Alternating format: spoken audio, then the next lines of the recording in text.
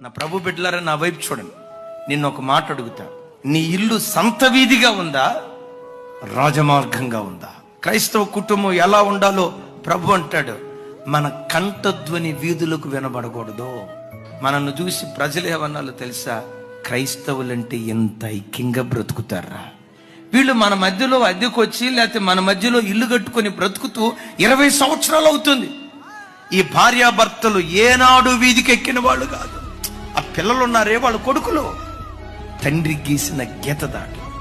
అదే ఆ కోడలు ఉందే, అత్తను తల్లిలాగా చూసుకుంటుంది. ఆ అత్తుందే, కూతుర్ని ఎంత ప్రేమగా చూసుకుంటుందో నాకు తెలియదు, కానీ కోడలను కూతురు కంటే ఎక్కువగా చూసుకుంటాను. ఈ శబ్దాలు మన ఇంటిలో వినబడును గాక. యేసుక్రీస్తుని గురించి ఏమని రాసిందో తెలుసా? అతడు అరవడు, కేకలు వేయడు, తన కంఠధ్వని వీధులలో వినబడనివ్వడు.